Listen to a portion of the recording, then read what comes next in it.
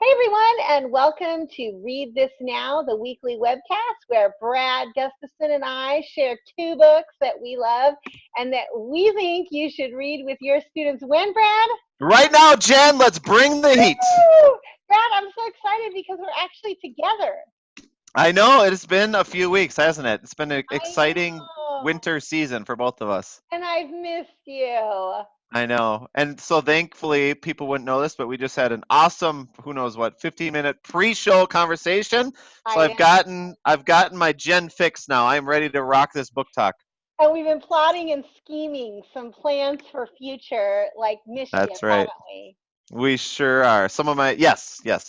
I'm Woo! not I'm not very good at keeping surprises, so I'm just gonna nod and be like, yes, what Oh, Jen well, then says. why don't you go right into your book talk then in Okay. order to keep you from spilling the beans? All right. So for those who have been watching Jen and I for the past year or two on Read This Now, most of the time book talk, children's novels, young adult novels, and some picture books. Every once in a while, like maybe three times altogether, I've done more of an adult or a PD book. Does that sound about right for my ratio? Yep, that seems about right. Yep. So you know that if I bring a PD book or a book that's more for educators, then it's got to be good, just because I don't do it Sure. that often. That's actually what's happening today. So I want to tell the story about how this book got in my hand, which Yeah. it's a little bit of an unlikely thing. So people at school share. We talk about books all the time. We recommend books. Usually they're kind of books that our students are reading also that we love. Hmm. But I had someone share a book with me, and I could tell it wasn't a typical kids novel, and I'm like, oh, that's interesting. And it sat on my desk for probably a month or more, Hmm. just because there's just a lot of stuff to read. And finally over winter break I thought I'm going to read that, and I started and I was shocked. I'm like, this thing is good. Like, why did I wait? And it's silly because people generally only recommend books that really resonate, especially if they're going to go out Sure. of their way to share them with you. So I should have connected to that sooner. Anyway, the book that I fell in love with over break, one of many, but the first one I started with is called The Bottom of the Pool by Andy Andrews. And Hmm. I will not give away the main theme. I'm going to share some info to hook you, but you need to read the book to understand the pool analogy and the story. It's one of the best kind of vintage themes that permeates or weaves through a book's DNA that I've read in a while in a way that's understandable and memorable. But the part, like the differentiator, one of three, because I was thinking about it after I read this, Jen, and then a week later, and after I had read some other stuff, I went back to this book and thought, why did I love that much, and why Hmm. did it matter to me, and what was the main point? And there were a few things that actually rose to the surface, no pun intended. And one of those was this book conveys kind of a key differentiator for people who want to try to help others and be successful at helping others in life. And I'll share one of them. I won't share all three of the main ones that are in here, but one of those is in our work, whether that's education, media specialties, or media specialist to the stars, as I affectionately refer to you, whatever we're doing, um, our ability to share what the obvious greater advantage. I hope I'm not butchering that, but the differentiator, like the reason why it would be obvious that people might go to me or you for help or support. That's like a really important thing that's often overlooked. And sometimes we even take it for granted or feel like it's implied. So, Hmm. how that might look I think this is for all sectors, whether it's education, banking, marketing, astrophysics, you name it. Like, if you go to person X or person Y, like, why are you doing that? And one of the examples from the book is if you go shopping in small town America and you know that maybe you're going to pay a teeny bit more, and you might even drive a little bit further, like the book asks the question, why would you do that? Right. And typically it's not just to keep your small town bookstore going, although that's a compelling enough reason for probably for you and I. But generally there is an obvious greater advantage to it, and it might be how, and here's one of the stories from the book, like this barber who was cutting kids' hair for driving from all over town to see the person, and they were paying more and gas money and kind of wasting time. It isn't the comparison, it's the fact that this uh, person was so good with kids and like teaching them manners and soft skills and how to shake hands with eye Mhm. contact and just on an informal kind of mentoring basis that people wanted to pay to have their kids interact with this person. That was the Right. obvious greater advantage. So it does have me kind of reflecting on like even at our school, aside from all the important work that schools and teachers and principals try to do, like what else can we do that's an obvious greater advantage or differentiator that maybe we would want people to know about, and maybe they're already talking about something that we should be aware. But does Right. the point make sense, Jen? Yeah, it does. Okay. It reminds me of a term I heard a long time ago that I've thought about often, and this is like a, it's not exactly related to what you said, but it reminded me of it, is the idea of second salary. I don't know if you've ever heard of that, but it's the idea of when we do work, we often do it for compensation, right? Like your salary, benefits. But there's also this idea of second salary, which is the other things that make one choice in your work more preferable than the other. So, like, you and I, for example, if I were a teacher in your school district and I had the option, I'm offered two jobs, one at your school and one at this other school, even though their salaries are the same, maybe it's the same distance from my house to your schools, but there are other advantages, the second salary, that aren't really monetary, that aren't really tangible, that I get from being at your school. Maybe it has to do with the professional development that's available. It's the camaraderie, it's the community, it's Mm-hmm. these other things that we benefit from that are sometimes obvious, sometimes hard to put a name to, but that add value to the experience in some way. So I know it's not Yeah. exactly what you're saying, but it kind of reminds me of that. Yeah, and it's very closely related. It's kind of one of the three main things in this book. So, and that logic that you just shared would apply to anything, whether Yeah, it is choosing a school, choosing a career. And by the way, salary could be an obvious greater advantage, right? Like we pay sure. more than that could be a company's mantra or a district's mantra, but also so could a lot of the other things. Like your kid will come here and go really deep with STEAM and STEM, character education, et cetera, et cetera.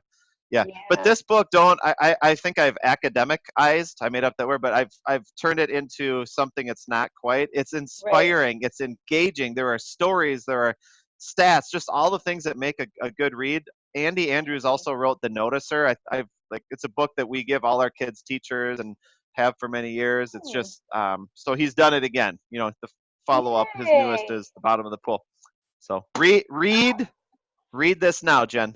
I love it. That was an unusual choice, but I'm so glad you Yeah, shared it. thank you. That's interesting. It's like I'm trying to do a good segue between your book talk and my book talk, but I was thinking as you were sharing that book, that one thing that our two book talks this week have in common is that I think there's an interesting story behind why we each chose the books, right? Mm, And so you'll kind of have to bear with me, but this last year, several friends of mine said to me, "Oh, Jennifer, you have to watch this TV show called Pose." And I don't know if you, I watch very little TV. I have and very, what was it called again? it's called Pose, Pose, and it's on FX. Okay. And it has to do with ballroom culture in the 1980s and transgendered people. And so people kept recommending it to me, and I watch so little television that when I do, like choose to watch a TV show, I have to make those choices carefully because I have this much time for TV in my life, right? So my husband and I started watching it, and it really um, started to affect me in an emotional way. Not that the show isn't emotional or that isn't one of the goals of the show, but for me personally, I had a real deep emotional connection to it because one of the underlying plot lines in the show is about the AIDS crisis in the 80s and people who died at a time when we really didn't know what AIDS was or how it was spread or anything like that. And then once we did, there was a lot of, um, prejudice surrounding the people who were getting AIDS and made some people feel like they didn't necessarily need a cure, etc. And I started to realize watching the show that it was reminding me of the fact, an incident in my own childhood where one of our very close family friends died of AIDS when I was in high school. And I don't want to make this like a Jennifer LaGarde therapy session here, our show, or anything like that, but that person and then his short life and death had a profound impact on me. I very much remember him getting sick. I remember the treatment he received at the hospital, both in terms of the medical treatment and the treatment he received from staff, etc. And all my life, I think I've been affected by that incident, as we all have. You know, we all have like these sort of transformative incidents from our adolescence and childhood, etc. And so that being said, I have one of my reading goals this year is to read more nonfiction. That's a genre that I don't read that much of, and so this year I wanted to help increase that.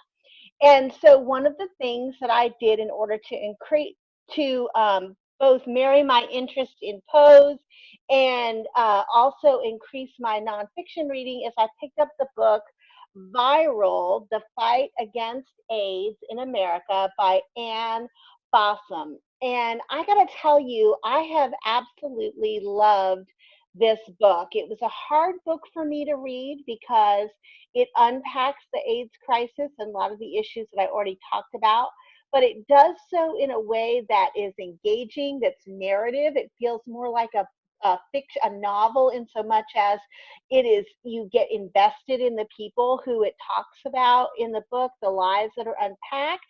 And then there's Brad. Brad has rejoined us, it looks like. But also, it does a wonderful job of sharing a lot of primary source documents, like for example this political cartoon which talks about the need for more funding for AIDS research during that time.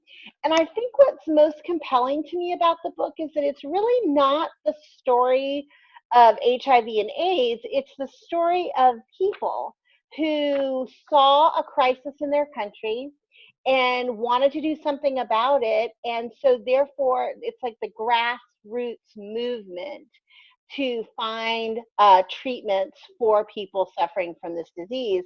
And so that made it feel a lot more like a novel to me than a book of nonfiction, you know, because nonfiction is sometimes a hard genre for me to digest. I find myself wanting to skip through to certain parts, but narrative nonfiction like this, where you feel like you're hearing the story of a historical event, for me is a lot more captivating and engaging. So that is why I picked up the book, and I found it to be a very challenging book to read, but also a very worthwhile one. And so I'll show you the cover one more time. Viral: The Fight Against AIDS in America, and it is by Ann Fossum, and I think you should read this now. We lost you for a few minutes there, Brad. I know. Now this is right up there with all the other compelling book talks you've done, because now I need to read it just because I missed the book talk. Sorry, my internet cut out. So glad I could hop back on.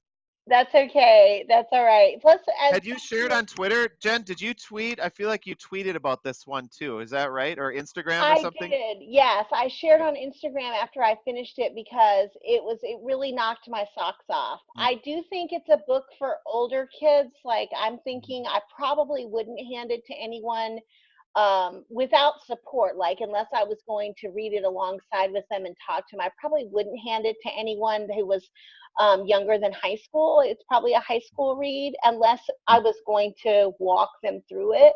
But without support, I think it's a great read for high schoolers or above, or, you know, for adults who are just interested in this time period in history.